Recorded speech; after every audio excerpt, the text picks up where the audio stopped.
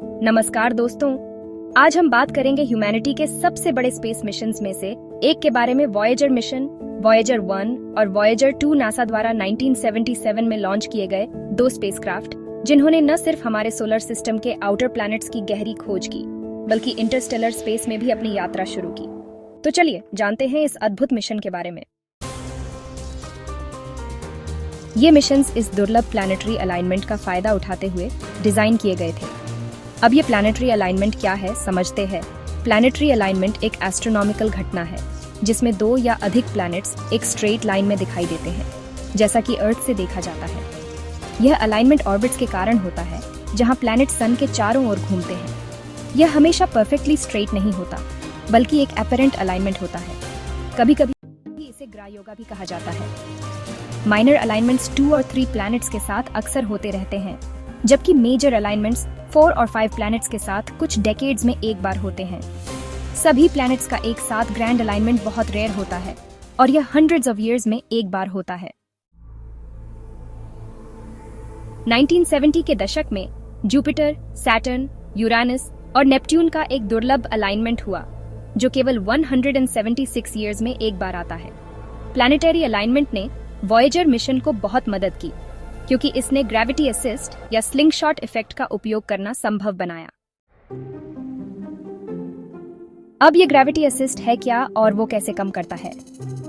Gravity assist, जिसे स्लिंगशॉट effect भी कहा जाता है, एक स्पेस फ्लाइट टेक्निक है जिसमें एक स्पेसक्राफ्ट किसी बड़े प्लैनेट के ग्रेविटेशनल पुल का उपयोग करके अपनी स्पीड और ट्रेजेक्टरी बदलता है।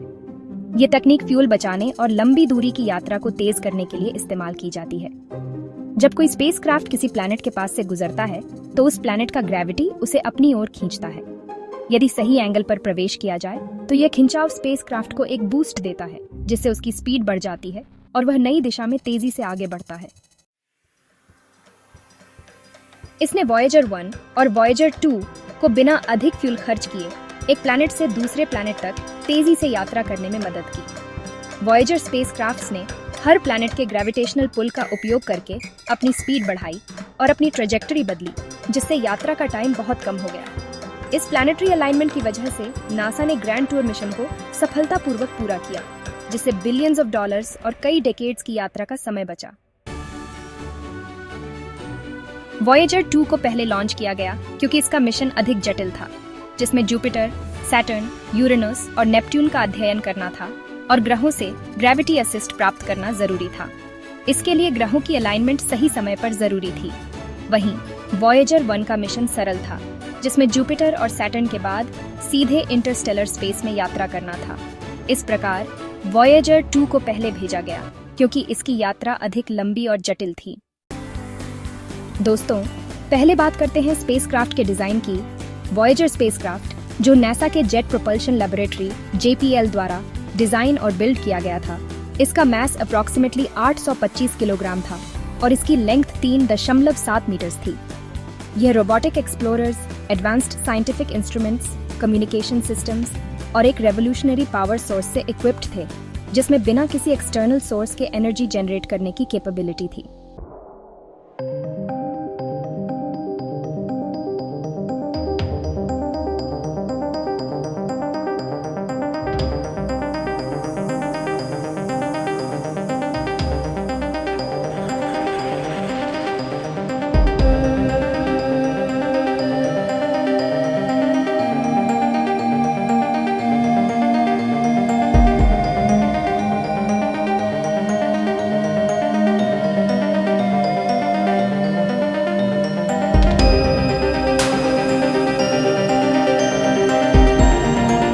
है और अपनी जर्नी कंटिन्यू कर रहा है।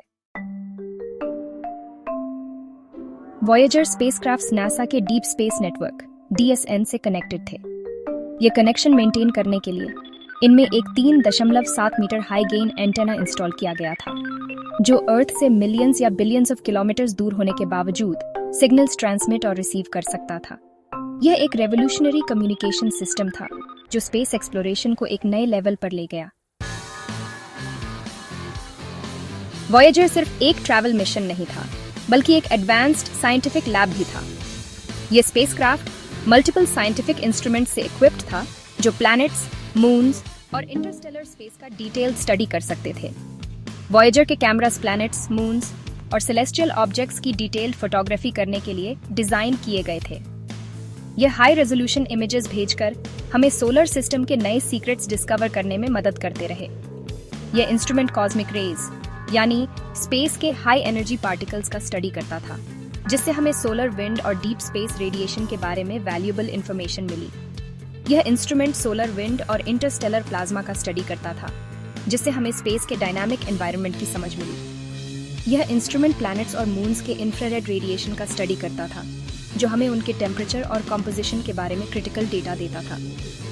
इस इंस्ट्रूमेंट की मदद से वॉयेजर ने जुपिटर और सैटर्न के एटमॉस्फेयर का अल्ट्रावायलेट स्पेक्ट्रम एनालाइज किया, जिससे हमें इनके रासायनिक गुणों की वैल्यूएबल इंफॉर्मेशन मिली।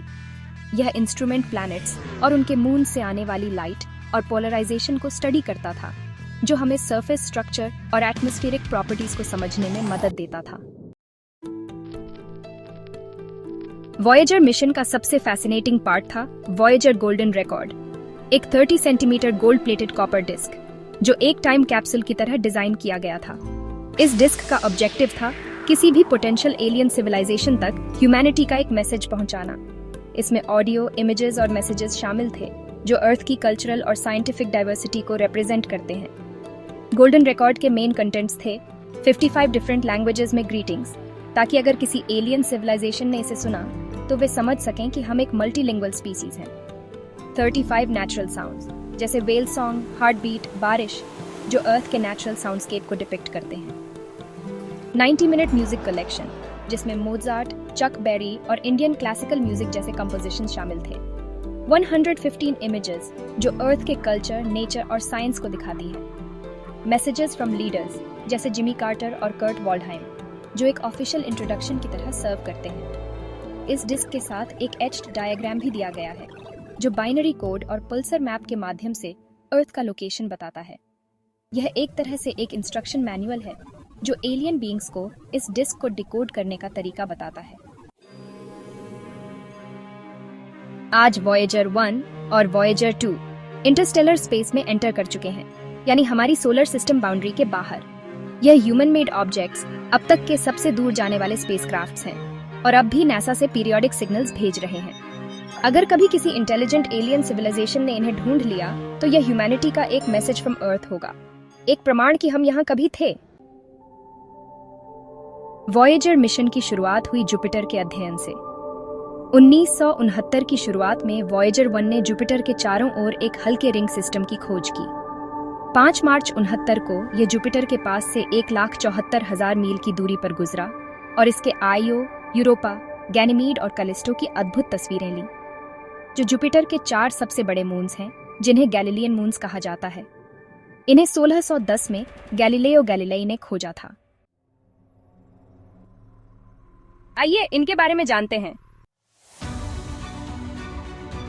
आईओ, ये सोलर सिस्टम का सबसे वोल्केनिकली एक्टिव मून है। इसकी सतह पर सैकड़ों ज्वालामुखी लगातार लावा उगलते रहते हैं। इसका रंग पीला नारंगी होता है, क्योंकि इसमें बहुत अधिक सल्फर मौजूद है। इसमें किसी भी प्रकार का लिक्विड वाटर नहीं है, जिससे जीवन की संभावना बहुत कम है। यूरोपा, ये बर्फीली सतह वाला मून है, जिसके नीचे एक विशाल सबसर्फेस ओशन छिपा हो सकता है। वैज्ञानिकों को उम्मीद है कि इसके गहरे पानी के महासागर में एलियन लाइफ पाई जा सकती है। इसकी सतह पर क्रैक्स और लाइनों का जाल है, जो इस बात का संकेत है कि नीचे लिक्विड वाटर हो सकता है। गैनीमीड, यह सोलर सिस्टम का सबसे बड़ा मून है, जो मर्क्यूरी से भी बड़ा है। यह एकमात्र मून है जिसका मैग्नेटिक फील्ड है। इसकी सतह पर क्रेटर्स, माउंटेन्स और वैलीज हैं। कैलिस्टो, यह सोलर सिस्टम के सबसे पुराने और सबसे ज्यादा क्रेटर्ड मून्स में से एक है। यह जुपिटर से सबसे दूर स्थित बड़ा मून है, जिससे इस पर रेडिएशन एक्सपोजर कम है। यह मानव कॉलोनाइजेशन के लिए सबसे सुरक्षित जगहों में से एक माना जाता है, क्योंकि यहाँ जुपिटर्स रेडिएशन कम पड़ता है। वॉयेजर 1 12 नवंबर 1979 को सैटर्न के सबसे करीब पहुंचा, लगभग 1,24,000 किलोमीटर की दूरी से, और इसने सैटर्न, उसके रिंग्स और उसके प्रमुख मून्स का अध्ययन किया। यह पहला अंतरिक्ष यान था जिसने सैटर्न की इतनी नजदीकी और विस्तृत तस्वीरें भेजी। इसने सैटर्न के घने बादलों और इसके स्टॉर्म सिस्टम्स की विस्तृत तस्वीरें लीं।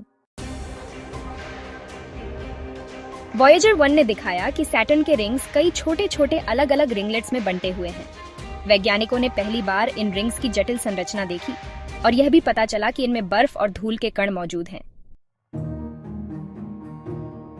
वॉयेजर 1 ने सैटर्न के सबसे बड़े चंद्रमा टाइटन का अध्ययन किया। यह पता चला कि टाइटन के पास एक घना वायुमंडल है जो ज्यादातर नाइट्रोजन और मीथेन से बना है। इस खोज ने टाइटन को वैज्ञानिकों के लिए एक महत्वपूर्ण चंद्रमा बना दिया, क्योंकि इसके वातावरण में जीवन के लिए आवश्यक रासायनिक तत्व हो सकते हैं। टाइटन के वातावरण की खोज के कारण नासा ने आगे चलकर कैसिनी-हाइगन्स मिशन, जो 2004 में भेजा गया, शुरू किया। वॉयेजर 1 ने मीमस, एन्सेलाडस, टेथिस, डायोन और रिया की भी तस्वीरें ली। खास तौर पर मीमास का विशाल हर्शल क्रेटर पहली बार स्पष्ट रूप से देखा गया, जिससे यह स्टार वॉर्स के डेथ स्टार जैसा दिखता है। सैटर्न के पास से गुजरने के बाद 1 जनवरी 1990 को वॉयेजर 1 ने हमारे सोलर सिस्टम के 6 ग्रहों की एक ऐतिहासिक मोज़ेक इमेज ली, जिसमें अर्थ को एक छोटे से पेल ब्लू डॉट के रूप में अंतरिक्ष में देखा गया। ये तस्वीर Jupiter, Saturn, Uranus, Neptune, Venus और अर्थ को शामिल करते हुए बनाई गई थी और इसे कई छोटी छोटी तस्वीरों को जोड़कर तैयार किया गया था। कार्ल सेगन, जो मिशन के प्रमुख वैज्ञानिक थे, ने कहा कि यह तस्वीर हमें पृथ्वी की नाजुकता और उसकी ब्रह्मांड में छोटी स्थिति का एहसास कराती है। इसके बाद वॉयेजर 1 ने सोलर सिस्टम के ऑर्बिटल प्लेन से उत्तर की ओर यात्रा करना शुरू किया और लगभग 3.5 AU प्रतिवर्ष की गति से आगे बढ़ता गया। 1990 तक यह सोलर सिस्टम से बाहर निकलने के करीब पहुंच चुका था। 1998 में वॉयेजर 1 ने पायनियर 10 को पीछे छोड़ते हुए सबसे दूरस्थ मानव निर्मित वस्तु का रिकॉर्ड अपने नाम किया। फिर 25 अगस्त 2012 को वॉयेजर 1 ने हीलियोस्फीयर को पार करते हुए इंटरस्टेलर स्पेस में प्रवेश किया और यह ऐसा करने वाला पहला मानव निर्मित यान बन गया। इस महत्वपूर्ण उपलब्धि ने स्पेस एक्सप्लोरेशन में एक नई दिशा दी, क्योंकि वॉयेजर 1 अब हमारे सोलर सिस्टम से बाहर निकल चुका था और इंटरस्टेलर स्पेस में अपनी यात्रा जारी रखे हुए है। 21 अगस्त 2024 तक वॉयेजर 1 पृथ्वी से 164.7 AU यानी एस्ट्रोनॉमिकल यूनिट्स दूर था। इसकी गति थी 38,026 मील प्रति घंटे या 17.0 किलोमीटर प्रति सेकंड। इसे देखकर यह सोचने की बात है कि ये यान कितना दूर जा चुके हैं। अब आता है वॉयेजर 2 पर। वॉयेजर 2 ने जुलाई 1969 में जुपिटर के पास पहुंचकर ग्रह के great red spot, cloud patterns और मैग्नेटिक फील्ड का अध्ययन किया। ग्रेट रेड स्पॉट जुपिटर का एक विशाल स्टॉर्म है जो ग्रह के सदर्न हेमिस्फीयर में स्थित है और जो पृथ्वी से लगभग 3 गुना बड़ा है। वॉयेजर 2 ने इस स्टॉर्म के आकार, गति और संरचना का अध्ययन किया। इसके द्वारा प्राप्त डेटा से यह पता चला कि यह स्टॉर्म बहुत स्थिर है और हजारों वर्षों से सक्रिय है। इसके अलावा वॉयेजर 2 ने इस क्षेत्र की विशेष डायनामिक्स और इसके वातावरण में मौजूद जटिल कणों की जानकारी भी दी। जुपिटर की एटमॉस्फेयर की सबसे खास बात इसकी विविध और जटिल क्लाउड पैटर्न्स हैं। वॉयेजर 2 ने इन क्लाउड्स की स्ट्रक्चर, स्पीड और उनके बीच की इंटरैक्शंस का अध्ययन किया। यह प्लैनेट में विभिन्न एल्टीट्यूड्स पर अलग अलग टाइप्स के क्लाउड्स पाए जाते हैं। मिशन ने यह भी दिखाया कि जुपिटर के क्लाउड्स गैसेस और अमोनिया के मिश्रण से बने हैं और विभिन्न गैसेस के बीच वर्टिकल डायनामिक्स है, जो अर्थ के क्लाउड पैटर्न से बहुत अलग है। जुपिटर का मैग्नेटिक फील्ड सौर मंडल के सबसे मजबूत चुंबकीय क्षेत्रों में से एक है।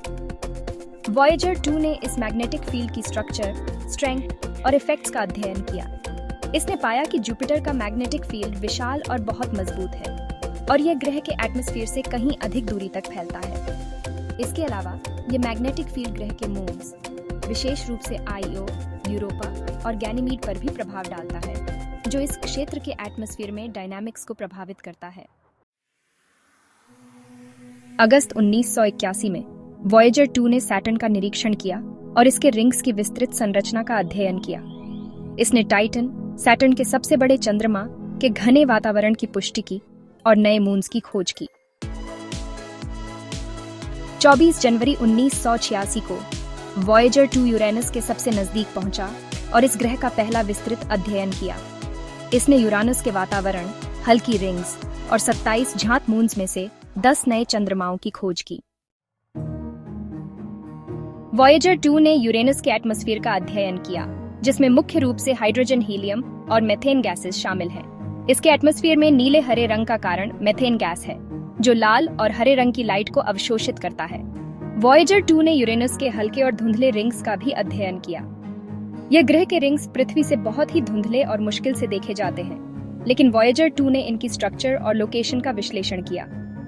इसके अलावा यान ने यह पाया कि यूरेनस के पास एक असामान्य रूप से ढीला और असंगठित रिंग सिस्टम है। वॉयेजर 2 ने यूरानस के 27 ज्ञात मून्स में से 10 नए मून्स की खोज की। इन मून्स का आकार और स्ट्रक्चर जटिल थी और यह ग्रह के एटमॉस्फेयर और उसके मून्स के बीच की इंटरैक्शन को समझने में मददगार साबित हुआ। यूरानस के मैग्नेटिक फील्ड का भी अध्ययन किया, जो ग्रह के नॉर्दर्न और सदर्न पोल्स के स्थान पर विचलित था और यह काफी असामान्य था। इस असामान्यता ने वैज्ञानिकों को ग्रह के आंतरिक स्ट्रक्चर और मैग्नेटिक फील्ड की उत्पत्ति के बारे में नए विचार प्रदान किए। अगस्त 1989 में वॉयेजर 2 ने नेपट्यून के पास पहुंचकर इस ग्रह का अध्ययन किया। इसने नेपट्यून के ग्रेट डार्क स्पॉट, अत्यधिक तेज हवाओं और इसके सबसे बड़े चंद्रमा ट्राइटन का अध्ययन किया। ग्रेट डार्क स्पॉट एक विशाल तूफान था जो ग्रह के वातावरण में स्थायी रूप से घूम रहा था। वॉयेजर 2 ने इस तूफान के आकार, गति और इसकी संरचना का अध्ययन किया। इसके अलावा इसने नेपट्यून के अत्यधिक तेज हवाओं की खोज की, जो ग्रह के वातावरण में बहुत बड़ी गति से चलती थीं। वॉयेजर 2 ने ट्राइटन, नेपट्यून के सबसे बड़े चंद्रमा का भी अध्ययन किया। ट्राइटन की सतह पर बर्फीले ज्वालामुखी और अत्यधिक ठंडी परिस्थितियां पाई गईं। यह अंतरिक्ष या नेपट्यून के पास से उड़ान भरने वाला एकमात्र स्पेसक्राफ्ट था, जिसने ग्रह और इसके चंद्रमाओं की इन महत्वपूर्ण विशेषताओं का अध्ययन किया। वॉयेजर 2 ने 5 नवंबर 2018 को हीलियोस्फीयर को पार कर लिया और ये इंटरस्टेलर स्पेस में प्रवेश करने वाला दूसरा स्पेसक्राफ्ट बन गया। हीलियोस्फीयर सोलर सिस्टम के चारों ओर फैला हुआ एक विशाल क्षेत्र है जो सन के द्वारा उत्सर्जित सोलर विंड से बनता है। यह क्षेत्र सन के प्रभाव क्षेत्र को दर्शाता है, जहां तक सन की एनर्जी और पार्टिकल फ्लो हावी रहते हैं। जब कोई स्पेसक्राफ्ट हीलियोस्फीयर को पार कर लेता है, तो वह इंटरस्टेलर स्पेस में प्रवेश कर जाता है, जहां सन का प्रभाव कम हो जाता है और बाहरी स्पेस के पार्टिकल्स और एनर्जी का प्रभाव बढ़ जाता है।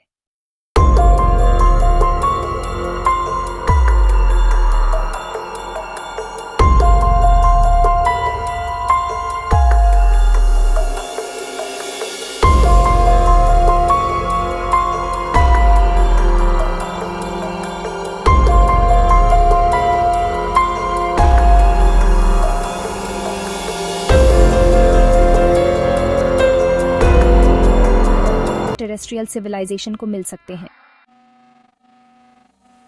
वॉयेजर स्पेसक्राफ्ट्स अभी भी काम कर रहे हैं, लेकिन उनकी एनर्जी धीरे धीरे समाप्त हो रही है। नासा 2025 तक इनके अधिकांश साइंटिफिक इंस्ट्रूमेंट्स बंद करने की योजना बना रही है। हालांकि वॉयेजर स्पेसक्राफ्ट्स अपनी यात्रा जारी रखेंगे और मिलियंस ऑफ ईयर्स तक गैलेक्सी में तैरते रहेंगे। वॉयेजर मिशन न केवल एक हिस्टोरिकल मिशन है, लेकिन यह ह्यूमैनिटीज नॉलेज, एक्सप्लोरेशन और क्यूरियोसिटी का प्रतीक भी है। ये मिशन दिखाता है कि हम where did we come from, where are we going और are we alone in the universe जैसे सवालों के जवाब खोजने के लिए प्रतिबद्ध हैं। भले ही वॉयेजर स्पेसक्राफ्ट अब हमारे साथ संपर्क में न हो, वे हमेशा के लिए मैसेंजर ऑफ ह्यूमैनिटी बनकर गैलेक्सी में यात्रा करते रहेंगे। अगर आपके पास एक अपॉर्चुनिटी होती, तो आप एक नए वॉयेजर गोल्डन रिकॉर्ड में क्या शामिल करना चाहेंगे? ह्यूमन कमेंट्स में जरूर बताएं। और अगर ये वीडियो पसंद आया हो तो लाइक, शेयर और सब्सक्राइब जरूर करें। Super thank you for watching.